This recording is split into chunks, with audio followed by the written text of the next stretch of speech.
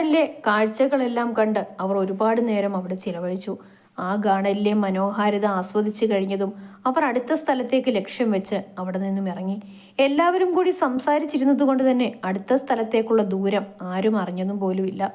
Rose ഗാർഡനിൽ നിന്നും അവർ മൂന്നാറിലെ ഏറ്റവും ഉയരമുള്ളതും കേരളം തമിഴ്നാട് അതിർത്തിയുമായ ടോപ്പ് സ്റ്റേഷൻ എന്ന സ്ഥലത്തെത്തി. കേരളത്തിലെ ഏറ്റവും മനോഹരമായ മലയോര പട്ടണങ്ങളിൽ ഒന്നാണിത്. സമുദ്രനിരപ്പിൽ നിന്ന് 1700 മീറ്റർ ഉയരത്തിലാണ് ഈ മനോഹരമായ ഹിൽ സ്റ്റേഷൻ. പശ്ചിമഘട്ടത്തിന്റെയും തമിഴ്നാട്ടിലെ തേനി ജില്ലയിലെ താഴ്വരയുടെയും മനോഹരമായ കാഴ്ചയാണ് ഇവിടെ നിന്ന് കാണാൻ സാധിക്കുന്നത്. പട്ടണത്തിന്റെ ഇതുവരെ ആസ്വദിക്കാതിരുന്ന സൗന്ദര്യം തികഞ്ഞ സമാധാനത്തോടെ ആസ്വദിക്കാനും അനുഭവിക്കാനും ധാരാളം ആളുകൾ അവിടെ എത്തിച്ചേർന്നിട്ടുണ്ട്. ഹിൽ സ്റ്റേഷനിലെത്തിയതും ആകാശും കല്യാണിയും അഭിനന്ദും പാറുവും അങ്ങനെ 2 ജോഡികളും കൂടി അവിടെ ചുറ്റിക്കാണാനും സെൽഫി എടുക്കാനും തുടങ്ങി. എടുക്കുന്ന ഫോട്ടോസ് എല്ലാം മറക്കാതെ പാറുവും കല്യാണിയും അപ്പോൾ തന്നെ സ്റ്റാറ്റസും ഇടുന്നുണ്ട്. അതുകൊണ്ട് തന്നെ വീട്ടിലിരിക്കുന്നവർക്ക് പ്രത്യേകിച്ച് എവിടെയാണെന്ന് വിളിച്ചന്വേഷിക്കേണ്ട ആവശ്യമൊന്നും തന്നെ വന്നില്ല. ഏറെ നേരം ഹിൽ സ്റ്റേഷനിൽ ചിലവിട്ട് കഴിഞ്ഞ് അവർ റിസോർട്ടിലേക്ക് മടങ്ങാനായി തീരുമാനിച്ചു. മടക്കയാത്രയിൽ ടോപ്പ് സ്റ്റേഷനിലേക്കുള്ള വഴിയിൽ തന്നെ ഉള്ള എക്കോ പോയിന്റ് കല്യാണിയുടെ ശ്രദ്ധയിൽപ്പെട്ടു. ആകാശേട്ടാ, നമുക്ക് അവിടെ കൂടി കയറിയിട്ട് പോവാം. ഇനി ഇവിടെ കയറിയില്ല എന്ന സങ്കടം എൻ്റെ കല്ലുപ്പെണ്ണിന് വേണ്ട. എടാ അഭി, നമുക്കിവിടെ കൂടി കയറിയിട്ട് അങ്ങ് മടങ്ങാം. അങ്ങനെ അവർ കാർ പാർക്കിംഗ് ഏരിയയിൽ ഒതുക്കി എക്കോ പോയിന്റിലേക്ക് നടന്നു നീങ്ങി. അവിടെ പ്രകൃതിയുടെ പച്ചപ്പിനാൽ സമൃദ്ധമാണ്. അത് മൂന്നാറിലെ വളരെ മനോഹരമായ ഒരു സാഹസിക സ്ഥലമാണ്. പ്രകൃതിദത്ത പ്രതിധ്വനി കാരണമാണ് ഈ സ്ഥലത്തിന് ഈ പേര് ലഭിച്ചത്. മൂടൽമഞ്ഞു മൂടിയ കുന്നുകൾ, വെള്ളച്ചാട്ടങ്ങൾ, ശുദ്ധവായു എന്നിവയാൽ ചുറ്റപ്പെട്ട ഇവിടം ഒരു കാഴ്ച വിരുന്നാണ്. അങ്ങനെ എക്കോ പോയിന്റിലെ മനോഹാരിതയും ആസ്വദിച്ച് അവർ അവിടെ നിന്നും ഇറങ്ങി. ഏറെ നേരത്തെ യാത്രയ്ക്ക് ശേഷം അവർ തിരിച്ച് റിസോർട്ടിലെത്തി. അവരെ തുടങ്ങിയ യാത്രയായതുകൊണ്ട് തന്നെ അവർക്ക് 2 കൂട്ടർക്കും ക്ഷീണമുണ്ടായിരുന്നു. അതുകൊണ്ട് ഉച്ചഭക്ഷണവും കഴിഞ്ഞ് അവരവരുടെ റൂമുകളിലേക്ക് മടങ്ങി. കല്ലുപ്പെണ്ണെ, കിടക്കാൻ പോവാണോ? കള്ളച്ചിരിയോടെ ആകാശ് തിരക്കി. പിന്നെ കിടക്കാതെ, എനിക്ക് നല്ല ക്ഷീണമുണ്ട്. ക്ഷീണമൊക്കെ എനിക്കുമുണ്ട്. വീണ്ടും അതേ കള്ളച്ചിരിയോടെ അവൻ പറഞ്ഞു. എന്നിട്ടാണോ എന്നോട് കിടക്കുവാണോ എന്ന് തിരക്കിയത്? നമുക്ക് ക്ഷീണം മാറ്റിട്ട് വേണ്ടേ അടുത്ത സ്ഥലത്തേക്ക് പോകാൻ? ഇങ്ങനെ കറങ്ങാൻ മാത്രമാണോ നമ്മൾ ഇങ്ങോട്ട് വന്നത്? അവൻ്റെ മുഖത്ത് അപ്പോഴും ആ കള്ളച്ചിരി തത്തിക്കളിച്ചുകൊണ്ടിരുന്നു. എനിക്കിപ്പോൾ തന്നെ ഓൾറെഡി നല്ല ക്ഷീണമുണ്ട്. അതുകൊണ്ട് എൻ്റെ കെട്ടിനിപ്പോൾ മര്യാദയ്ക്ക് കിടന്നുറങ്ങാൻ നോക്ക്. കാര്യം മനസ്സിലായതും അവൾ ഒരു കള്ളച്ചിരിയോടെ പറഞ്ഞു. ഇവൾ ഒട്ടും റൊമാൻറ്റിക് അല്ല. അതെ, ഞാൻ ഒട്ടും റൊമാൻറ്റിക് അല്ല. അവൾ പറഞ്ഞത് കേട്ടപ്പോഴാണ് താൻ മനസ്സിൽ പറഞ്ഞത് ശബ്ദം കൂടിപ്പോയെന്ന് അവന് മനസ്സിലായത്. തളർന്നു വാടി ക്ഷീണിച്ചു കിടന്നുറങ്ങുന്ന അവളെയും നോക്കി അവൻ അങ്ങനെ കിടന്നു. എപ്പോഴോ നിദ്രാദേവിയുടെ കാരുണ്യത്താൽ ഉറങ്ങിപ്പോയി. പാറുവും അഭിനന്ദും കൂടി വാതിലിൽ നിർത്താതെ മുട്ടുന്ന ശബ്ദം കേട്ടാണ് ഇരുവരും മയക്കത്തിൽ നിന്നുണർന്നത്. എന്താടാ, 2 പേർക്ക് ക്ഷീണമൊന്നുമില്ലേ? ഉറക്കത്തിന്റെ ആലസ്യത്തിൽ നിന്നും ഉണർന്ന് വാതിൽ തുറന്നുകൊണ്ട് ആകാശ് തിരക്കി. ക്ഷീണമൊക്കെ ഞങ്ങൾക്കും ഉണ്ട്. പക്ഷേ, അത് പറയുമ്പോൾ അഭിനന്ദിന്റെ ശബ്ദമിടയിരുന്നു. പക്ഷേ എന്താടാ? ആകാശിന്റെ ശബ്ദത്തിൽ എന്തെന്നില്ലാത്ത ഒരുതരം ടെൻഷൻ നിറഞ്ഞു നിന്നിരുന്നു. അതൊക്കെ പറയാം. നമുക്ക് ട്രിപ്പ് ക്യാൻസൽ ചെയ്ത് ഉടനെ തന്നെ നാട്ടിലെത്തണം. എന്താടാ പ്രശ്നം? അത് പോകുന്ന വഴിയെ പറയാം. നീ കല്യാണിയും കൂട്ടി വേഗം റെഡിയാവാ. ഞാൻ ബില്ലൊക്കെ സെറ്റിൽ ചെയ്യട്ടെ. അത്രയും പറഞ്ഞുകൊണ്ട് പാറുവും അഭിനന്ദും താഴേക്ക് പോയി. അവർ കൺമുന്നിൽ നിന്നും മായുന്നതുവരെ ഭയത്തോടെ അവരെ തന്നെ ആകാശ് നോക്കി നിന്നു. കല്ലു, എഴുന്നേക്ക്. എന്തൊരു ഉറക്കമാണ് ഇത്? കല്ലുവിനെ ആകാശ് തട്ടി വിളിച്ചുകൊണ്ടിരുന്നു. ആകാശ് ഏട്ടാ, കുറച്ചു നേരം കൂടെ കിടന്നോട്ടെ. നമുക്ക് ഈ നാളെ കറങ്ങാൻ പോവാം. ഇന്ന് ബാക്കി സമയം ഇവിടെ ചെലവിടാം.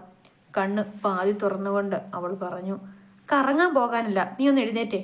ടെൻഷൻ അടിച്ചിട്ട് അവൻ്റെ വാക്കുകൾ മുറിഞ്ഞു പോയിരുന്നു. അവൾ കണ്ണ് തിരുമ്മിക്കൊണ്ട് ബെഡിൽ നിന്നും എഴുന്നേറ്റിരുന്നു. ആകാശേട്ടൻ എന്താ ടെൻഷൻ അടിച്ചിരിക്കുന്നേ? നമുക്ക് ഉടനെ നാട്ടിലെത്തണം. നീ പെട്ടെന്ന് ഡ്രസ്സൊക്കെ പാക്ക് ചെയ്ത് റെഡിയാകുക. പറ്റി ആകാശേട്ടാ? അവൻ്റെ വെപ്രാളം കണ്ട് അവൾ ചോദിച്ചു. ഉടനെ നാട്ടിലേക്ക് മടങ്ങണമെന്ന് അഭിനന്ദു വന്ന് പറഞ്ഞു. എന്താ കാര്യമെന്ന് ചോദിച്ചിട്ട് അവൻ പറയുന്നില്ല. എനിക്കെന്തോ ഒരു ഭയം.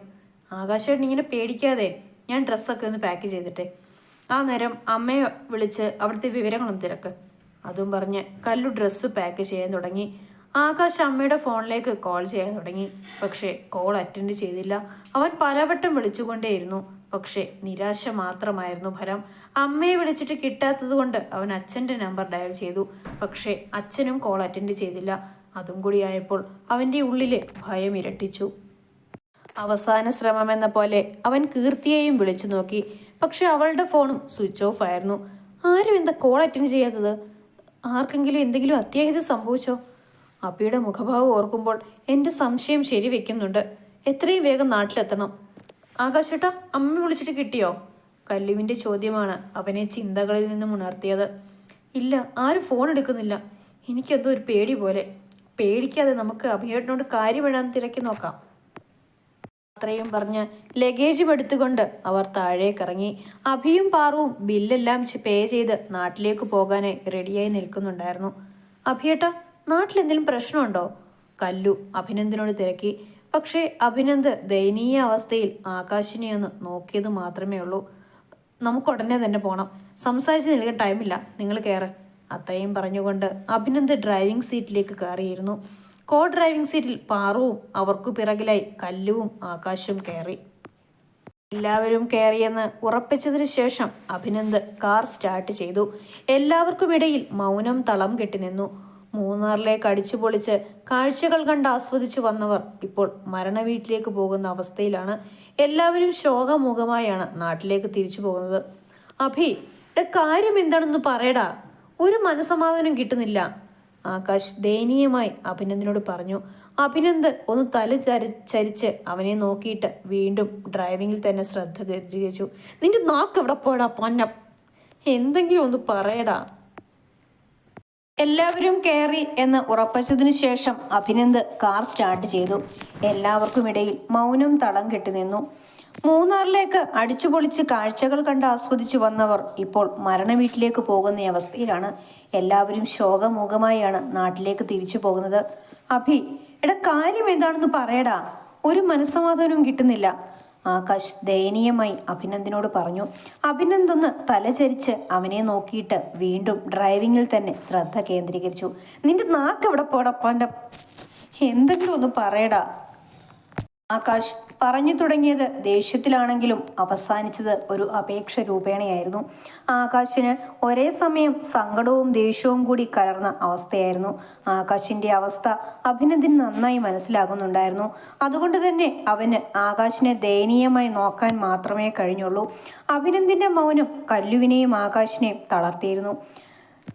ഞാൻ നിന്നോട് എങ്ങനെയാടാ ഈ വാർത്ത പറയുന്നത്? നീ എന്നെ എന്ത് പറഞ്ഞാലും ചീത്ത വിളിച്ചാലും എൻ്റെ വായിൽ നിന്നും ഒരു വാക്ക് പോലും വീഴില്ല. നിന്റെ മാനസികാവസ്ഥ എനിക്ക് മനസ്സിലാവും. ഞാനൊന്നും പറയാതെ ഇരിക്കുമ്പോൾ നിനക്ക് ഭ്രാന്ത് പിടിക്കുന്നുണ്ടെന്ന് എനിക്കറിയാം. പക്ഷേ എനിക്ക് പറ്റുന്നില്ലടാ നിന്നോട് ആ സാഡ് ന്യൂസ് പറയാൻ. അഭിനന്ദിന്റെ മൗനം പോലും വാചാലമായി. അമ്മയ്ക്കും അച്ഛനും അനിയത്തിക്കും എന്തെങ്കിലും പറ്റിക്കാണുമോ എന്ന ടെൻഷനിലായിരുന്നു അപ്പോഴും ആകാശ്. മണിക്കൂറുകൾ കടന്നു പോകുന്തോറും എന്തെന്നില്ലാത്ത അവൻ്റെ ഹൃദയം അതിവേഗം മിടിച്ചുകൊണ്ടിരുന്നു. ആ ഹൃദയമിടിപ്പ് ബാക്കിയുള്ളവർക്ക് കേൾക്കാൻ കഴിയുമായിരുന്നു. കാറിനുള്ളിൽ അതുപോലെ നിശബ്ദത നിറഞ്ഞു നിന്നിരുന്നു. ഒരു മുട്ടുസൂചി താഴെ വീണാൽ പോലും കേൾക്കാൻ കഴിയുന്ന അത്രത്തോളം നിശബ്ദതയുണ്ടായിരുന്നു. അങ്ങനെ മണിക്കൂറുകൾക്ക് ശേഷം അവർ ആകാശ കീർത്തികയിൽ എത്തിച്ചേർന്നു. പക്ഷേ വീടും ഗേറ്റും പൂട്ടിക്കിടക്കുകയായിരുന്നു. നിങ്ങളിവിടെ ഇരിക്കെ, ഞാൻ കീ വാങ്ങി വരാം. അത്രയും പറഞ്ഞുകൊണ്ട് ഡ്രൈവിംഗ് സീറ്റിൽ നിന്നും ഇറങ്ങി അഭിനന്ദ് കീർത്തിയുടെ കൂട്ടുകാരിയും അയൽവാസിയുമായ ദിയയുടെ വീട് ലക്ഷ്യം വെച്ച് നടന്നു നീങ്ങി. അവിടെ ചെന്ന് കോളിംഗ് ബെൽ അടിച്ചതും ദിയ പുറത്തേക്ക് ഇറങ്ങി വന്നു. വീടിൻ്റെയും ഗേറ്റിൻ്റെയും കീ ദിയയെ കണ്ടതും അഭിനന്ദ് അത്രമാത്രം പറഞ്ഞു നിർത്തി. ദിയ അകത്തേക്ക് പോയി നിമിഷങ്ങൾക്കകം കീയും എടുത്തുകൊണ്ട് പുറത്തേക്ക് വന്നു. അഭിനന്ദിന്റെ കയ്യിൽ കീ ഏൽപ്പിച്ചിട്ട് അവൾ അകത്തേക്ക് കയറിപ്പോയി. കീയുമായി അഭിനന്ദ് ആകാശ കീർത്തികയിലേക്ക് നടന്നു. കാര്യം എന്താണെന്ന് മനസ്സിലാകാതെയുള്ള കല്ലുവിൻ്റെയും ആകാശിൻ്റെയും നോട്ടം അവഗണിച്ചുകൊണ്ട് അഭിനന്ദ് ദിയ നൽകിയ കീ ഉപയോഗിച്ച് ഗേറ്റ് തുറന്നു. ഡ്രൈവിംഗ് സീറ്റിലേക്ക് കയറിയിരുന്ന് അകത്തേക്ക് ഡ്രൈവ് ചെയ്തു. വീട്ടുമുറ്റത്ത് കാർ പാർക്ക് ചെയ്ത് കഴിഞ്ഞ് വീടിൻ്റെ കീ കൊണ്ട് അടച്ചു പൂട്ടിയിരുന്ന് വീടും തുറന്നു. ഒന്നും മനസ്സിലാവാതെ കല്ലുവും ആകാശും കാറിൽ നിന്നും ഇറങ്ങി. എല്ലാം അറിയാമായിരുന്നിട്ടും ഒരു വാക്കുപോലും പറയാൻ കഴിയാതെ അവരെ പിന്തുണച്ചുകൊണ്ട് പാറവും കാറിൽ നിന്നും ഇറങ്ങി. അഭിയേട്ടാ, അച്ഛനും അമ്മയും കീർത്തിയൊക്കെ എവിടെ പോയി? ആരെയും കാണാത്തതുകൊണ്ട് ഒന്നും പറയാതെ അകത്തേക്ക് കയറിപ്പോകുന്ന അഭിനന്ദിനെ കണ്ടതും അവൻ്റെ മുൻപിൽ ചെന്ന് നിന്നുകൊണ്ട് കല്ലു തിരക്കി. അതൊക്കെ പറയാം, നിങ്ങൾ പോയി ഫ്രഷ് ആയിട്ട് വാ, നമുക്കൊരു സ്ഥലം വരെ പോകാനുണ്ട്. ഇവിടം വരെ എത്തും വരെ ഞാൻ ചോദിച്ചിട്ട് നീ ഒന്നും പറഞ്ഞില്ല. എനിക്കറിയണം എൻ്റെ അമ്മയ്ക്കും അച്ഛനും അനിയത്തിക്കും എന്താ പറ്റിയത്.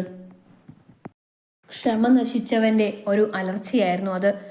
നിങ്ങൾ പോയി ഫ്രഷ് ആയിട്ട് വാ, നമ്മൾ നിന്റെ അച്ഛൻ്റെ അമ്മയുടെ അനിയത്തിയുടെ അരികിലേക്ക് തന്നെയാണ് പോകുന്നത്.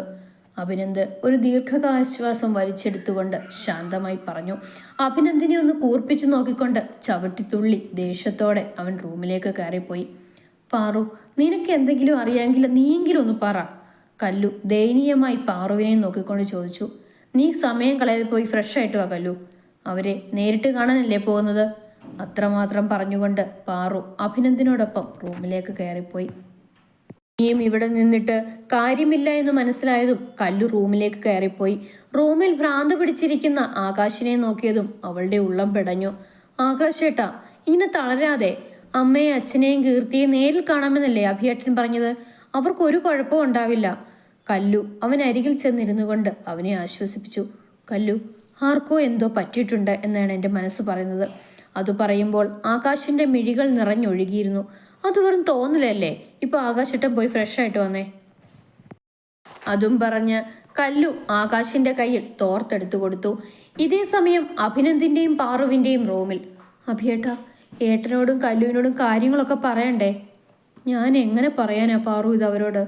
കുറച്ച് ദിവസങ്ങൾ മാത്രമേ എനിക്ക് കീർത്തിയെ പരിചയമുള്ളൂ. ആ കുറച്ച് നിമിഷങ്ങൾ കൊണ്ട് തന്നെ എനിക്ക് അവളൊരു പെങ്ങളായി തന്നെ തീർന്നിരുന്നു. പക്ഷേ നമ്മൾ ഇനിയും ഒന്നും പറയാതിരുന്ന. നീ പോയി ഫ്രഷ് ആവ്, നമുക്ക് പെട്ടെന്ന് തന്നെ ഹോസ്പിറ്റലിലേക്ക് പോകണം. അങ്ങനെ ആകാശും കല്യാണിയും അഭിനന്ദും പാറുവും കൂടി അമൃത ഹോസ്പിറ്റലിലേക്ക് യാത്ര തിരിച്ചു. ആ യാത്രയിൽ എല്ലാവർക്കുമിടയിൽ മൗനം തളം കെട്ടി നിന്നു. അരമണിക്കൂറുകൾക്ക് ശേഷം കാർ ഹോസ്പിറ്റലിലെത്തി. കാറിൽ നിന്നിറങ്ങിയതും ആകാശ് സംശയഭാവത്തിൽ അഭിനന്ദിന്റെ മുഖത്തേക്ക് നോക്കി. കല്യാണിയുടെ മുഖത്തും അതേ ഭാവം തന്നെയായിരുന്നു. നിങ്ങൾ വാ. കല്ലുവിൻ്റെയും ആകാശിൻ്റെയും സംശയഭാവത്തിലുള്ള നോട്ടത്തിന്റെ അർത്ഥം മനസ്സിലാക്കിയതും അഭിനന്ദ് പറഞ്ഞു. അവനെ അനുഗമിച്ചുകൊണ്ട് പിറകിലായി ആകാശും കല്യാണിയും നടന്നു നീങ്ങി. ഹോസ്പിറ്റലിലേക്ക് കാലെടുത്തു വെച്ചതും ആകാശിന്റെ ഹൃദയം എന്തെന്നില്ലാതെ അതിവേഗത്തിൽ മിടിക്കാൻ തുടങ്ങി. അവന് താങ്ങായി അവന്റെ നല്ല പാതിയായ കല്ലു അവന്റെ കയ്യിൽ കയറി പിടിച്ചു. അവർ അവസാനം ഒരിടത്ത് ചെന്ന് നിന്നതും ആകാശ് ആ റൂമിന്റെ വെളിയിൽ എഴുതി വെച്ചിരുന്ന പേര് വായിച്ചു. മോർച്ചറി. അവന്റെ ഇരുമിഴികളും അനുസരണയില്ലാതെ പെയ്തിറങ്ങി. കണ്ണുകളിൽ ഇരുട്ട് വ്യാപിക്കുന്നത് പോലെ അവന് തോന്നി. കല്ലുവിന്റെ അവസ്ഥയും അങ്ങനെ തന്നെയായിരുന്നു. ശരീരം തളരുന്നത് പോലെ തോന്നിയതും അവളൊരു താങ്ങിനായി അടുത്തുണ്ടായിരുന്ന പാറുവിന്റെ കൈകളിൽ പിടിമുറുക്കി.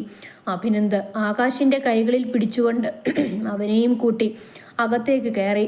മോർച്ചറിക്കകത്ത് തൻ്റെ അച്ഛൻ്റെയും അമ്മയുടെയും അനിയത്തിയുടെയും മൃതദേഹം കണ്ട ആകാശിന് തൻ്റെ കാലുകൾക്ക് ബലം കുറയുന്നത് പോലെ തോന്നി. അഭിനന്ദിന്റെ തോളിൽ തല ചായ്ച്ച് ആകാശ് ഒരുപാട് നേരം കരഞ്ഞു. അവൻ്റെ ആ അവസ്ഥ കണ്ട് അഭിനന്ദിന്റെ ഇരുമിഴികളും ഈറനണിഞ്ഞു. എടാ, എൻ്റെ അച്ഛനും അമ്മയ്ക്കും കീർത്തിക്കും എന്താ പറ്റിയത്? കുറച്ചു നേരത്തിന് ശേഷം ആകാശ് സ്വബോധം വീണ്ടെടുത്തതും അഭിനന്ദിന്റെ കോളറിൽ കയറി പിടിച്ചുകൊണ്ട് ഉച്ചത്തിൽ ചോദിച്ചു. ആകാശ്, ആദ്യം നമുക്ക് ഇവിടെ നിന്ന് മാറി നിൽക്കാം. എല്ലാം ഞാൻ വിശദമായി പറയാം. അങ്ങനെ അവർ മോർച്ചറിയുടെ വാതിൽക്കൽ നിന്നും മാറി ആശുപത്രിക്ക് പുറത്തേക്കിറങ്ങി. അച്ഛനെയും അമ്മയും ആ ശ്രീകാന്തിൻ്റെ ആൾക്കൾ മനഃപൂർവ്വം ഒരു ആക്സിഡൻറ്റ് ക്രിയേറ്റ് ചെയ്ത് കൊന്നതാണ്. പക്ഷേ കീർത്തി, പാറു പറഞ്ഞ് ശ്രീകാന്തിനെ അഭിനന്ദിനറിയാം. എൻ്റെ അനിയത്തിക്ക് എന്താണ് സംഭവിച്ചത്? ആരും വീട്ടിലില്ലാതിരുന്ന സമയത്ത് ആ പന്നമോൻ നമ്മുടെ കീർത്തിയെ എല്ലാം കഴിഞ്ഞ് അവൻ കെട്ടിത്തൂക്കിയതാണ്. ദേഷ്യവും സങ്കടവും സഹിക്കാനാവാതെ അവിടെ ഇരുന്ന ഫ്ലവർ വേസ് എടുത്ത് താഴേക്കെറിഞ്ഞ് ആകാശ് പൊട്ടിച്ചു. എന്നിട്ട് ആ പന്നമോൻ ഇപ്പോൾ എവിടെയുണ്ട്? ഇപ്പോൾ പോലീസ് കസ്റ്റഡിയിലാണ്. ഡാ, കാറിൻ്റെ കീ എവിടെ? കാർ പാർക്കിംഗ് ഏരിയയിലേക്ക് നടന്നുകൊണ്ട് ആകാശ് അഭിനന്ദിന്റെ നേരെ അലറി. നീ ഇത് എങ്ങോട്ട് പോകാനാ പോകുന്നത്? എനിക്ക് പൊന്നമോൻ ശ്രീകാന്തിനെ കാണണം. കാറിൻ്റെ കീതാ. അതും ഒരലർച്ചയായിരുന്നു. നീ തന്നെ ഡ്രൈവ് ചെയ്ത് പോകണ്ട, ഞാനും വരാം. പാറു, നീ കല്ലുവിനെയും കൂട്ടി ഒരു ഓട്ടോ പിടിച്ച് വീട്ടിലേക്ക് പോക്കോ. അതും പറഞ്ഞ് അഭിനന്ദ് കാറിന്റെ ഡ്രൈവർ സീറ്റിലേക്ക് കയറി. ആകാശ് കോ ഡ്രൈവർ സീറ്റിലും ഇരുന്നു. ശ്രീകാന്ത് ആകാശിന്റെ സ്റ്റേഷൻ പരിധിയിലാണെന്ന് പോകുന്ന വഴിയാണ് അഭിനന്ദ് അവനോട് പറഞ്ഞത്. അങ്ങനെ മണിക്കൂറുകൾക്ക് ശേഷം അവർ പോലീസ് സ്റ്റേഷനിൽ എത്തിച്ചേർന്നു. ജയിലിൽ കിടക്കുന്ന ശ്രീകാന്തിനെ കണ്ടതും ആകാശ് അവന് നേരെ ചെന്നു. എൻ്റെ പെങ്ങളെയും അച്ഛനെയും അമ്മയും കൊന്നിട്ട് ഇവിടെ സുഖിച്ചു വാഴാൻ നിന്നെ ഞാൻ സമ്മതിക്കില്ല. അവൻ ഒരു ഭ്രാന്തനെ പോലെ ശ്രീകാന്തിനോട് അരഞ്ഞു. സർ, അന്ന് നിങ്ങൾ മിസ്സായതിൽ ഇവൻ്റെ കരങ്ങളായിരുന്നു. അത് ആകാശിനൊരു പുത്തൻ അറിവായിരുന്നു. അതിൻ്റെ ഞെട്ടലോടെ തന്നെയാണ് അവൻ കേട്ടു നിന്നതും. അഭി, അവനെ ഞാൻ പലതവണ വെറുതെ വിട്ടതാണ്. അതാണ് ഞാൻ ചെയ്ത ഏറ്റവും വലിയ തെറ്റ്. എനിക്ക് ആ തെറ്റ് തിരുത്തണം. അത് പറയുമ്പോൾ അവൻ്റെ അപ്പോഴത്തെ ഭാവം കണ്ട് അഭിനന്ദിന് പോലും ഭയം തോന്നി. അവൻ രക്ഷപ്പെടാതെ എല്ലാ പഴുതും അടച്ചു പൂട്ടണം. ഇനി അതാണ് വേണ്ടത്. അവനെ നിയമത്തിൻ്റെ പഴുതുകൾ അടച്ച് സുഖമായി ഞാൻ അവനെ ജയിലിലേക്ക് പറഞ്ഞയക്കില്ല. അവനെ എനിക്ക് വേണം. എടാ, അത് അവൻ്റെ കാമം നിറഞ്ഞ ആ കഴുകക്കണ്ണുകൾ എൻ്റെ പെങ്ങളെപ്പോലെ എത്ര പേരുടെ ശരീരത്തിൽ വീണിട്ടുണ്ടാകും. അവനെ വേദന അറിയിച്ച് തന്നെ എനിക്ക് കൊല്ലണം. എടാ, ഞാൻ പറയുന്നതൊന്നും നീ എനിക്കൊന്നും കേൾക്കണ്ട. അഭിനന്ദിനെ പറഞ്ഞു മുഴുവിപ്പിക്കാൻ സമ്മതിക്കാതെ ആകാശ് ഇടയ്ക്ക് കയറി പറഞ്ഞു. ആകാശകീർത്തികയിൽ കല്യാണി കരഞ്ഞു തളർന്നിരിക്കുകയാണ്. പാറു, ഞാൻ കാരണമല്ലേ കീർത്തി? നീ വെറുതെ വേണ്ടാതോരോന്ന് ചിന്തിച്ച് കരയാതെ. നീ കാരണമൊന്നുമല്ല ഇങ്ങനെ സംഭവിച്ചത്. നീ എന്നെ സമാധാനിപ്പിക്കാനായി ഒന്നും പറയണ്ട. ഞാനൊരു ഭാഗ്യദോഷം പിടിച്ച പെൺകുട്ടിയാണ്. അതുകൊണ്ടല്ലേ ഇങ്ങനെയൊക്കെ? നീ എന്തൊക്കെയാ കല്ലു ഈ പറയുന്നത്? ഞാൻ ജനിച്ചു കഴിഞ്ഞപ്പോഴേ എൻ്റെ അച്ഛനെയും അമ്മയും എനിക്ക് നഷ്ടമായി. ഇപ്പം എന്നെ താലി കെട്ടതുകൊണ്ടല്ലേ ആകാശേട്ടന് കീർത്തിയെയും അമ്മയെയും അച്ഛനെയും എല്ലാം നഷ്ടമായത്? പാറു അവളെ ഓരോന്നും പറഞ്ഞ് പരമാവധി ആശ്വസിപ്പിക്കാൻ ശ്രമിച്ചുകൊണ്ടേയിരുന്നു. വിവരമെല്ലാം പറഞ്ഞ് സ്നേഹയും അവൾക്കൊരു താങ്ങായി അവിടേക്ക് വന്നു.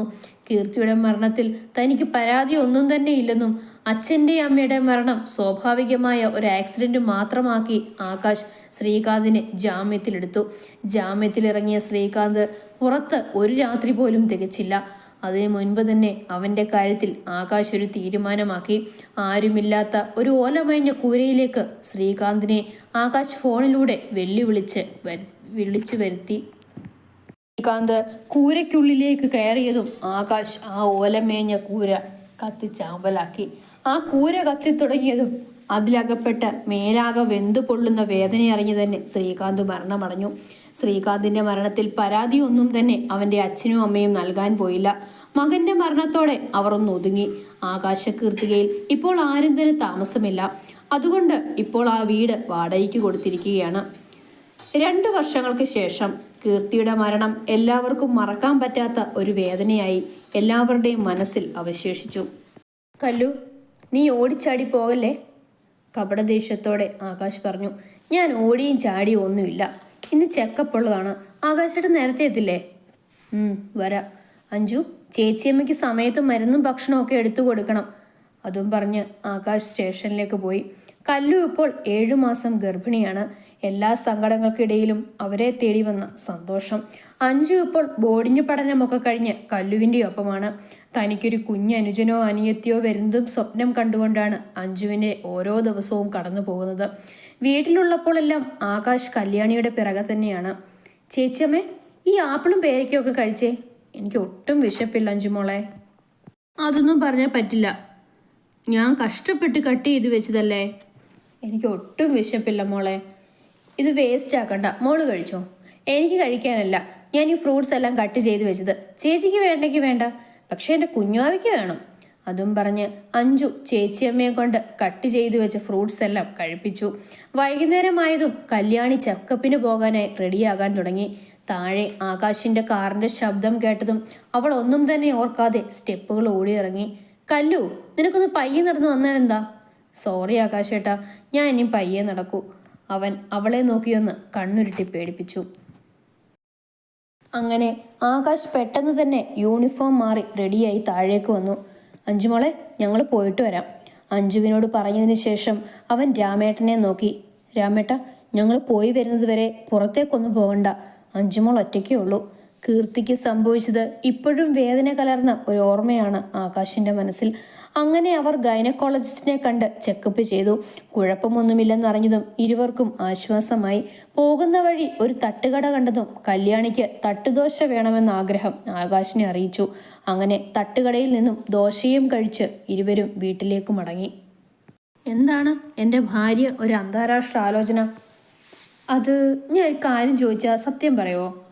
അതെന്താണ് അങ്ങനെ ഒരു ചോദ്യം? ഞാൻ ഇത്ര നാളും എൻ്റെ പെണ്ണോട് കള്ളമാണോ പറഞ്ഞേ? അതല്ല, പക്ഷേ മുഖവരിയിടാതെ എൻ്റെ ഭാര്യ ചോദിക്കാം. അത് അമ്മയുടെ ഇമോഷണൽ ബ്ലാക്ക് മെയിലിങ്ങിന് വഴിയാണ് ഈ കല്യാണത്തിന് സമ്മതിച്ചതെന്നല്ലേ അന്ന് ഞാൻ ചോദിച്ചപ്പോൾ പറഞ്ഞത്? അത് ശരിയാണോ? അതെന്താ ഇപ്പോൾ ഒരു സംശയം? അത് എത്രയൊക്കെ പറഞ്ഞാലും ജീവിത പങ്കാളിയുടെ ഫോട്ടോ എങ്കിലും നോക്കില്ലേ?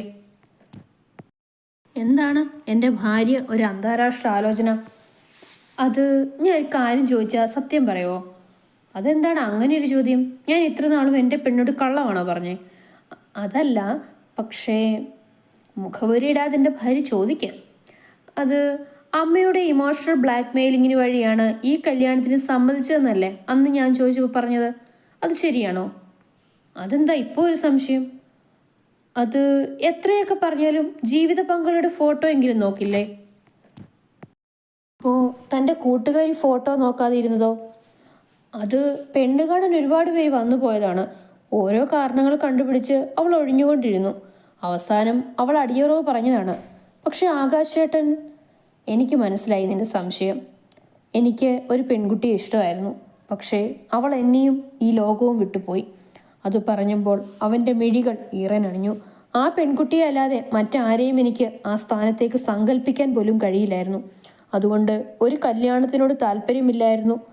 പിന്നെ അവസാനം അമ്മയുടെ ഭീഷണിക്ക് മുൻപിൽ വഴങ്ങിയാണ് തയ്യാറായത്.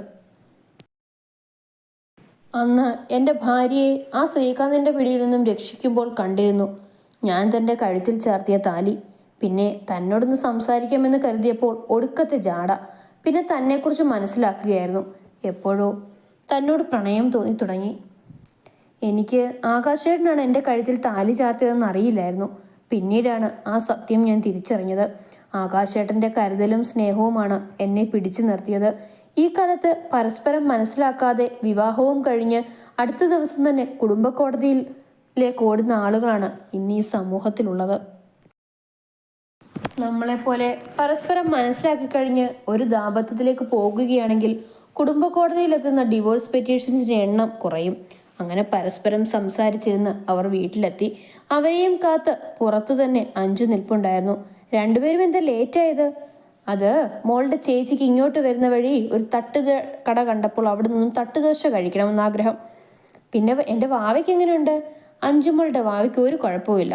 അത് കേട്ടതും അഞ്ജുവിൻ്റെ മുഖത്ത് പൂർണ്ണചന്ദ്രൻ ഉദിച്ചു. 2 മാസങ്ങൾക്ക് ശേഷം ആകാശേട്ടാ, എനിക്ക് വേദനിക്കുന്നു. കല്ലുവിന് പെയിൻ തുടങ്ങിയതും അവൾ അലമുറയിട്ട് നിലവിളിക്കാൻ തുടങ്ങി. പെട്ടെന്ന് തന്നെ ആകാശ് അവളെയും കൊണ്ട് ആശുപത്രിയിലേക്ക് പോയി. നല്ല പെയിൻ ഉണ്ടായിരുന്നയാൾ പെട്ടെന്ന് തന്നെ കല്ലുവിനെ ലേബർ റൂമിലേക്ക് കയറ്റി. അകത്തു നിന്നും അവളുടെ നിലവിളി കേൾക്കുന്തോറും പുറത്തു നിൽക്കുന്ന ആകാശിന്റെ ഹൃദയം അതിവേഗത്തിൽ മിടിക്കാൻ തുടങ്ങി. ഏറെ നേരത്തിന് ശേഷം ഒരു കുഞ്ഞുമായി നേഴ്സ് ഇറങ്ങി വന്നു. പെൺകുഞ്ഞാണ്, നേഴ്സ് പറഞ്ഞു. അവൻ തൻ്റെ കൈകളിലെടുത്ത് തൻ്റെ കുഞ്ഞു മാലാഖയെ കൊഞ്ചിച്ചു. കല്യാണിയെയും കുഞ്ഞിനെയും വാർഡിലേക്ക് ഷിഫ്റ്റ് ചെയ്യാണ്. അതും പറഞ്ഞ് നേഴ്സ് തിരികെ കുഞ്ഞിനെ ആകാശിൻ്റെ കൈകളിൽ നിന്നും വാങ്ങി. കല്യാണിയെയും കുഞ്ഞിനെയും വാർഡിലേക്ക് ഷിഫ്റ്റ് ചെയ്തു. പെണ്ണെ, നമ്മുടെ ജൂനിയർ കല്യാണിക്ക് പേരിടാൻ എന്തെങ്കിലും കണ്ടുപിടിച്ചു വെച്ചിട്ടുണ്ടോ? ഉണ്ടല്ലോ, ജൂനിയർ കല്യാണി നമുക്ക് അനുധ്യ എന്ന് വിളിക്കാം. നമുക്ക് വീട്ടിൽ അനു എന്നും വിളിക്കാം. അങ്ങനെ സംസാരിച്ചിരുന്നപ്പോഴാണ് അഞ്ജു രാമേട്ടനുമായി വന്നത്. പിന്നെ അവൾ വാവയെ കൊഞ്ചിക്കാനും ലാളിക്കാനും തുടങ്ങി. പ്രസവ വിവരം അറിഞ്ഞ് കല്ലുവിനെയും വാവയെയും കാണാനായി അഭിനന്ദും എത്തി. പാറു കൂടെയില്ല കേട്ടോ. അവൾക്കിപ്പോൾ 9ാം മാസമാണ്. യാത്രയൊന്നും ഈ സമയം ചെയ്യാൻ പാടില്ലാത്തതുകൊണ്ട് പാറുവിനെ വീട്ടിലിരുത്തിയിട്ടാണ് അഭിനന്ദ് വന്നത്.